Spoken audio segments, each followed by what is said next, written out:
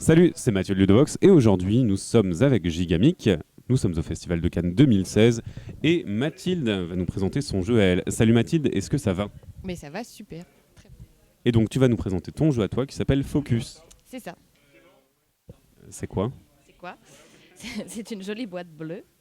C'est un jeu de communication plutôt ado-adulte dans lequel, eh bien, simplement, on va commencer par inscrire son nom sur le petit carnet de score, ce qui va nous connecter à un petit numéro. Donc, par exemple, tu vas être le numéro 1, moi le numéro 2.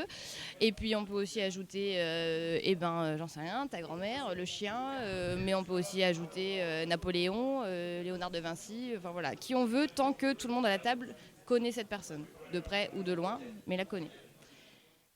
Ensuite, on va prendre ces cartes qui sont des cartes cibles. On va en prendre. Dessus sont inscrits des numéros qui correspondent aux numéros qui sont sur le bloc. Donc, par exemple, si on a inscrit 6 noms, on va prendre les cartes de 1 à 6. Et la personne qui est questionnée pour ce tour, elle va piocher au hasard une de ces cartes sur lesquelles elle donc inscrit un numéro. Hop, hop, hop. Et ça va lui donner le nom d'une personne. Donc, par exemple, là, moi, j'ai pioché, mais je suis la seule à le savoir, le numéro 1. Et donc, je vais devoir répondre pour toi, puisque tu es le numéro 1. Les autres joueurs ont 3 cartes questions en main. Sur ces cartes questions, elles sont recto verso, ça veut dire qu'on a le choix entre 6 questions. À chaque tour, donc, tu as le droit de poser la question de ton choix dans les 6 qui te sont proposés. Par exemple, quel est ton plus gros défaut? Moi, je vais dire, j'en sais rien, tu chantes mal, par exemple. Le premier qui arrive à deviner pour qui je suis en train de répondre prend le poète, fait sa proposition et je gagne des points parce que j'ai bien répondu. Et la personne qui a bien deviné gagne aussi des points. Voilà, tout simplement. Et du coup, la partie s'arrête quand un joueur a atteint un certain nombre de points? Alors, on peut le faire, ça aussi c'est un petit peu modulable si on a envie que la partie dure plus ou moins longtemps. En général, si on est nombreux, on va dire que chacun va être questionné 2 fois par exemple, ou le premier qui arrive à 10 points. Ok, et du coup il y a des cartes noires ici, est-ce que c'est des questions plus difficiles? Alors, c'est des questions qui peuvent peut-être rendre un peu plus susceptibles, ou des questions un peu plus coquines, un peu plus personnelles. Voilà, on les met si on est avec des gens avec qui on est sûr qu'on va pas se disputer, ou avec qui on est vraiment à l'aise. Voilà, pour combien seras-tu prêt à coucher avec ton patron? Bon, voilà, il faut... C'est pour ça que le jeu est noté 16+. Voilà, il est noté 16+, parce que je pense que c'est un jeu qui intéresse plutôt des ados adultes, c'est pas vraiment pour des familles là, en l'occurrence. Même si on pourrait imaginer une version plus familiale en fait. Et du coup, je vois que c'est pour 3 à 18 joueurs, ça dure 20 minutes environ. Comme tu l'as dit, les durées de partie sont modulables. Et comme donc tu fais partie de Gigamic depuis un certain temps maintenant, qu'est-ce qui t'a donné l'idée de faire un jeu, d'être autrice de jeu? Et bien en fait, c'est parce que j'étais pas au bureau à cette période-là.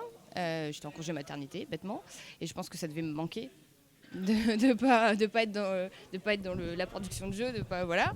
Et puis je sais pas, un soir je me suis couchée, j'étais en train de lire et puis d'un coup je me suis dit, ce serait marrant de faire ça. En fait, après des soirées de jeu avec des potes avec qui on a peu le temps de jouer, quand on se retrouve, on aimerait bien pouvoir jouer, mais en même temps on a plein de choses à se raconter parce qu'on se voit pas assez souvent. Et puis en fait, dans une conversation, il y a un de mes potes qui a dit un truc et je me suis dit mais non, mais j'aurais jamais pensé que tu pensais ça, que tu avais cette opinion-là ou machin. Et je me suis dit bah voilà, en fait on se pose plus assez de questions, même avec ses amis proches depuis très longtemps. Il y a des questions qu'on se pose pas, il y a des liens qui se font plus. Et moi j'avais envie de pouvoir jouer et recréer ce lien en même temps. Et c'est comme ça que j'ai commencé à rédiger les questions et les machins. Et puis on a testé avec les potes et puis on s'est bien marré. Et puis je me suis dit, allons au bout du truc, ça peut être marrant. Et donc je l'ai présenté sans le dire au départ à mon équipe.